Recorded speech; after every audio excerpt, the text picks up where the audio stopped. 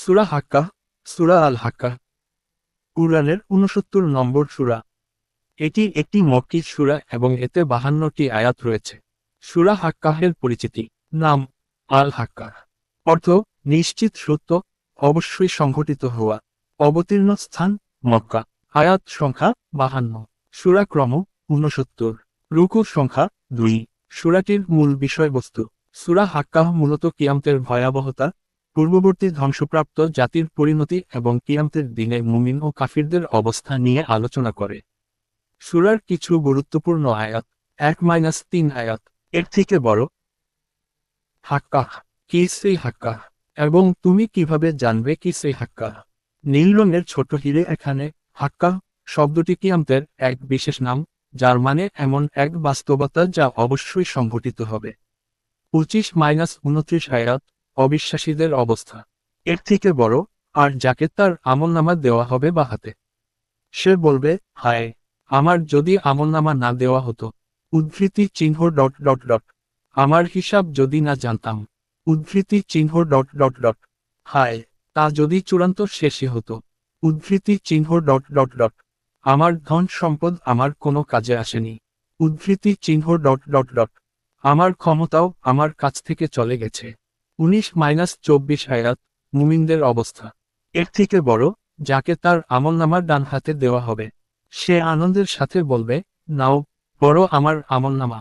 উদ্ধৃতি চিহ্ন dot dot dot. আমি তো জানতাম যে আমাকে হিসাব দিতে হবে। ফলে সে থাকবে সুখকর জীবনে, উচ্চ জান্নাতে। সূরার শিক্ষা। ১। কিয়ামত এক বাস্তব ও ভয়াবহ ঘটনা, যা অস্বীকার করার উপায় নেই।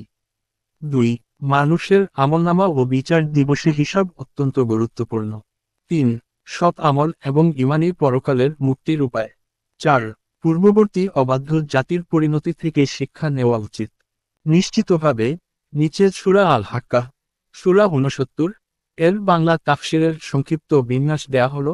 মূলপ্রধান আয়াতগুলোর অনুবাদ ও ব্যাখ্যা তাফসিরে মারেফুল কুরআন সহ বিভিন্ন বাংলা তাফসির থেকে সংগৃহীত।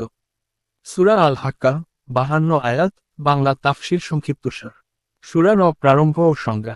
সূরার শুরু হাক্কাহ, অর্থ নিশ্চিত ঘটনা বা নিশ্চিত সত্য। এটি কিয়ামতের একটি শক্তিশালী বর্ণনা, যা অস্বীকার করা যায় না। পূর্ববর্তী জাতিগুলোর পরিণতি। সামুদ ও আদ কিয়ামতের ভয়াবহতা অস্বীকার করেছিল। সামুদ সম্প্রদায় ধ্বংস হয়েছিল এক বিকট শব্দ দ্বারা। আদ সম্প্রদায়ের ধ্বংস হয়েছিল প্রচণ্ড ঠান্ডা ঝঞ্ঝাবায়ু দ্বারা, দ্রুত ও ভয়ানক। এটি ৭ রাত ও ৮ দিন পর্যন্ত হয়েছে। তারাশার শূন্য খেজুর কাণ্ডের মতো মাটিতে পড়েছিল। কিয়ামতের দৃশ্য। যখন সিংহায় এক ফুকার পড়বে, সংঘটিত হবে, তখন পৃথিবী ও পর্বতগুলো এক প্রহারেই ধ্বংস হয়ে যাবে। আকাশ বিচ্ছিন্ন হবে ও দুর্বল হয়ে যাবে। ফেরেশতারা আকাশের কিনারায় অবস্থান করবে, আর ৮ জন ফেরেশতা আরশধারী হবে। সেদিন সমস্ত মানুষ হাজির করা হবে, কোনো কিছুই গোপন থেকে যাবে না। আমলনামা ও বিচার। যাদের আমলনামার ডান হাতে দেওয়া হবে, তিনি বলবে, নাও, আমার আমলনামা পড়ো। জানতেন যে হিসাব দিতে হবে। হবে সুখকর জীবন, উচ্চ বাগান, জান্নাত, ফল থাকবে নাগালের মধ্যে ইডিওগ্রাফিক পিরিয়ড। যাদের আমলনামা বাম হাতে দেওয়া হবে, হায়, যদি আমলনামা না দেওয়া হতো, যদি হিসাব জানা না থাকতো, মৃত্যুই হতো শেষ। ধন সম্পদ ও ক্ষমতা কোনো কাজে আসেনি।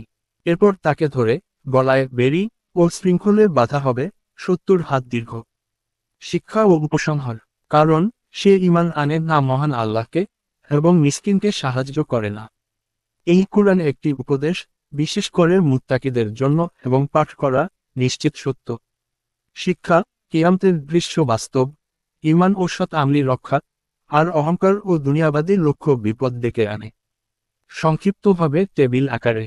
বিষয়ে বাংলা তাফসির সারমর্ম। সূরা নাম ও অর্থ। হাক্কাহ, নিশ্চিত ঘটনা।